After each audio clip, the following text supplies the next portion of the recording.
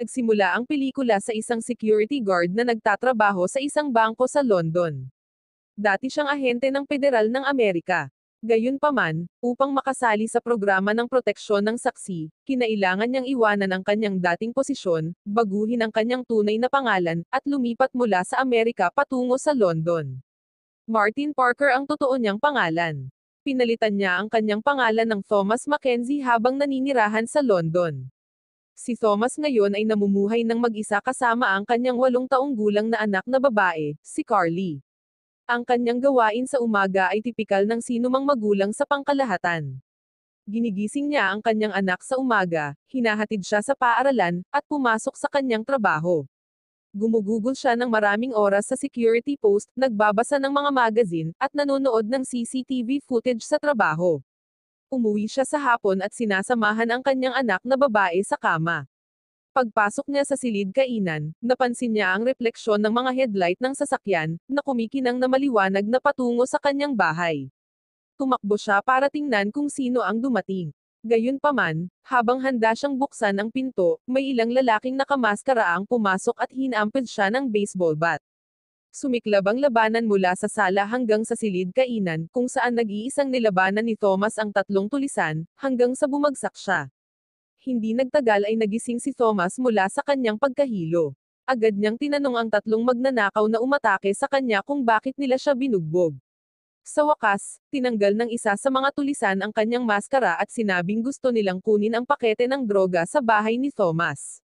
Si Thomas na walang alam tungkol sa droga, ay nagtatanong na baka mali ang kanilang pinasok na bahay. Ang 3 ay hindi kumbinsido at nagbanta na papatayin si Carly. Pagkatapos ay hiniling ni Thomas sa kanila na basahin ang kanyang pangalan sa bill ng kuryente ng kanyang bahay. Sa wakas, napagtanto ng 3 na nasa maling address sila. Ang mga magnanakaw na nagtanggal ng kanilang mga maskara ay tila natigilan. Kumpiyansa sila na isusumbong siya ni Thomas sa pulisya. Dahil dito, balak nilang ipagpatuloy ang pagpatay sa kanya. Habang lumalala ang sitwasyon, inagaw niya ang isang revolver mula sa isa sa mga nakamaskara na magnanakaw na naghihintay sa malapit, at isa-isang pinaputukan ang 3.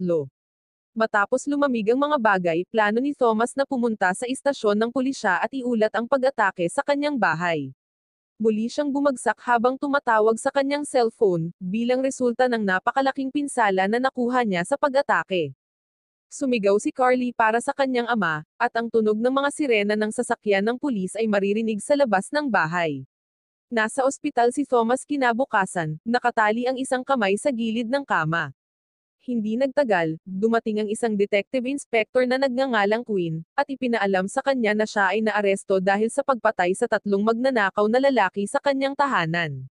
Ang mga paratang ay bumulaga kay Thomas na nagsasabing pinatay niya ang 3 magnanakaw bilang pagtatanggol sa sarili. Sinabi pa ni Quinn na hindi nila mahanap ang kanyang identity, na nagpapahiwatig na siya ay isang illegal na residente. Ibinunyag ng detective na si Carly ay nasa ilalim ng surveillance sa Child Social Services. Habang nanonood ng TV sa gabi, nanonood si Thomas ng isang news broadcast gamit ang kanyang tunay na pangalan at larawan ng kanyang sarili. Bago lumipat sa London, ang kanyang profile ay sakop din sa mga balita. Nang maglaon, pumasok ang isang babaeng nurse sa kanyang silid ng paggamot, at iniabot sa kanya ang isang telepono, na sinasabing tatawag ang kanyang abogado.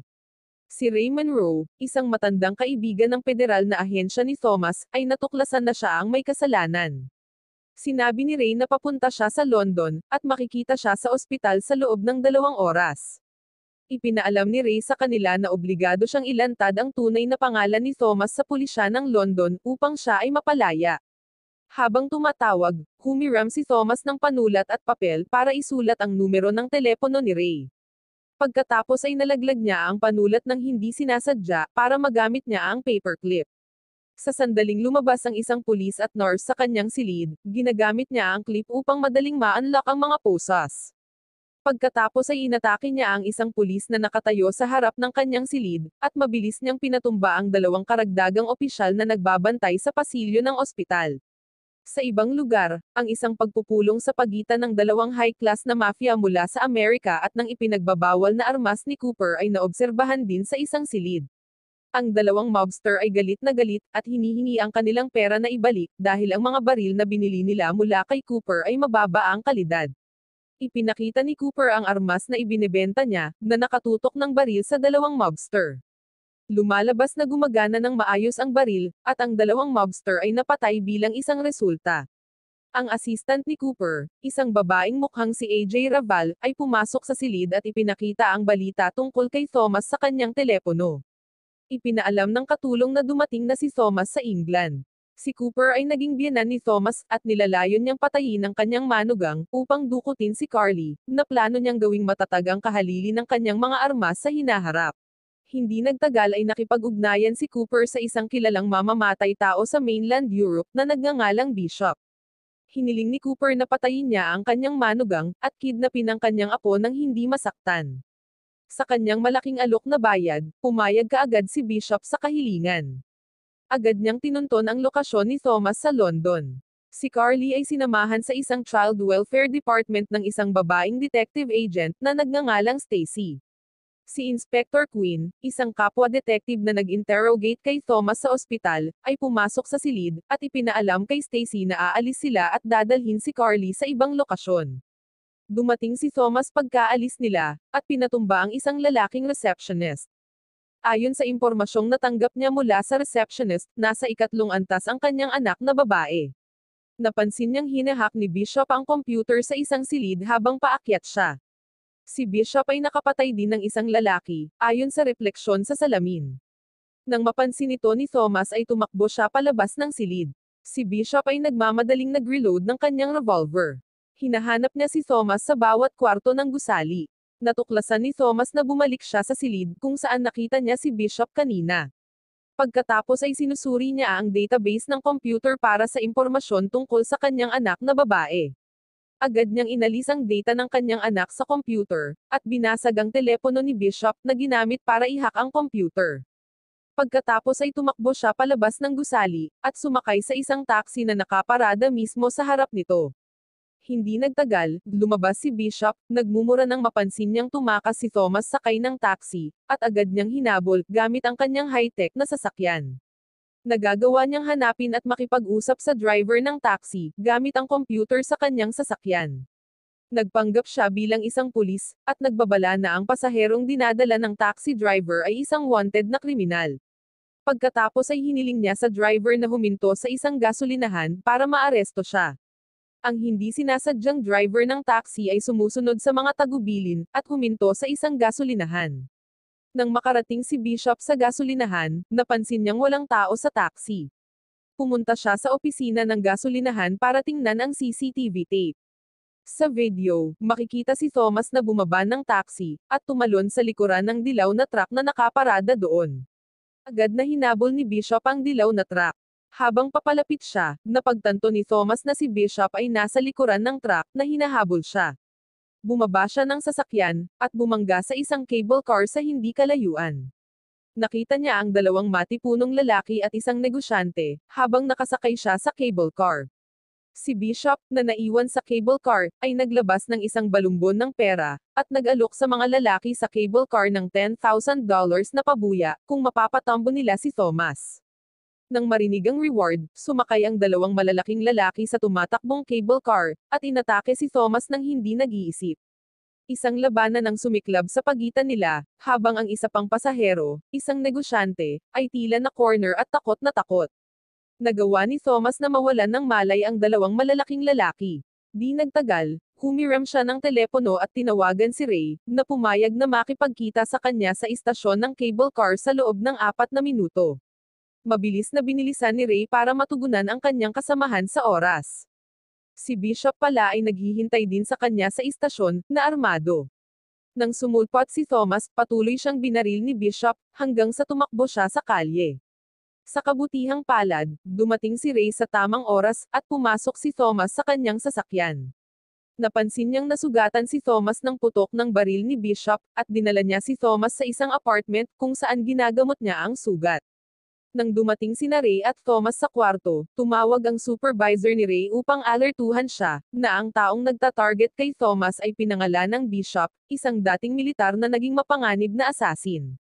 Lumalabas na pinrotektahan ni Ray at ng kanyang mga superior si Thomas dahil balak nilang arestuhin si Cooper, na nasangkot sa pinakamalaking kaso ng ipinagbabawal na armas sa Amerika. Sa ibang balita, patuloy na ginagamit ni Bishop ang advanced na computer ng kanyang sasakyan para subaybayan sina Thomas at Ray. Gamit ang GPS, nasusubaybayan niya ang sasakyan ni Ray. Nagmamadali siyang pumunta sa apartment na pinagtataguan nila. Habang naghahanda sina Thomas at Ray na umalis para hanapin si Carly, hinarang sila ni Bishop sa corridor na lumabas mula sa elevator, at pinaputukan sila. Iniiwasan nilang magtago sa likod ng mga pintuan ng pasilyo, at bumalik sa kanilang mga silid. Pagkatapos ay nagnakaw sila ng mga armas sa silid at sinalakay si Bishop. Ang isang shootout ay hindi maiiwasan, kung saan si Bishop ay patuloy na nagpapaputok sa kanila, at si Ray ay sa kasamaang palad ay natamaan ng isang putok. Sinugod ni Thomas si Ray sa kotse, at tumakas silang dalawa sa apartment. Sa kasamaang palad ay hindi mailigtas si Ray, duguan siya at namatay sa sasakyan. Samantala, hinabol sila ni Bishop at sa huli ay nahanap niya ang kotseng nakaparada sa gilid ng kalsada. Pagbaba niya at tumingin, nakita niya lang ang katawan ni Ray sa sasakyan, na walang palatandaan kay Thomas. Bumalik siya sa kanyang sasakyan, at napansin si Thomas sa rearview mirror na nakatutok ng baril sa kanyang leeg, at sinabihan siyang magpatuloy sa pagmamaneho patungo sa pantalan. Sa pantalan, siya ay nakatali sa isang kahoy na poste. Hiniling ni Thomas na tawagan niya si Cooper, at ipaalam sa kanya na pinatay niya si Thomas, at inagaw si Carly. Sa panahon ng pag-uusap, nagawa ni Bishop na tanggalin ang mga lubid na nagtatago ng isang maliit na kutsilyo sa loob ng kanyang guwantes. Muling sumiklab ang labanan. Sila ay naglalaban na may katulad na husay sa karate. Sa huli ay itinulak ni Thomas si Bishop, sinipa siya ng malakas, at nahulog sa dagat. Sumakay siya sa kotse ni Bishop, at nagmamaneho para hanapin ang kanyang anak na babae. Sa ibang lugar, mukhang natagpuan ni Cooper ang pinagtataguan ni Carly. Siya at ang kanyang mga tauhan ay may kakayahang patayin ang mga pulis at si Stacy. Hinikayat ni Cooper si Carly na samahan siya. Samantala, napansin ni Thomas na nakarating din sa hideout ni Carly, ang malaking bilang ng mga tauhan ni Cooper na nakaistasyon sa labas, at isa-isang pinatay ang mga sundalo. Nakapagtataka, nang siya ay handa nang pumasok, hinamon siya ni Bishop, at muling sumiklab ang away, at napatay si Bishop. Kinuha ni Thomas ang isang kutsilyo, at pumasok sa isang silid kung saan nakita niya si Carly kasama si Cooper at ang kanyang beshi. Sa pagtutok ng baril, hiniling ni Thomas na palayain ni Cooper si Carly. Mabilis na bumangon si Cooper, at sinabihan si Thomas na itutok ang kanyang baril sa kanyang anak. Inihagis niya ang kanyang baril sa sahig, nakita ang kanyang natakot na anak na babae, at inihagis ang kutsilyong kinuha niya, pagkatapos ay tumalon upang kunin ang kanyang baril, at nagpaputok ng mabilis na putok pabalik sa beshi ni Cooper. Habang lumalabas, tinamaan ng kutsilyo si Cooper sa tiyan, at namatay siya kaagad pagkatapos. Mabilis na lumapit si Carly sa kanyang ama, at niyakap ito. Wow naman! Doon nagtatapos ang pelikula mga idolo, salamat sa inyong panonood.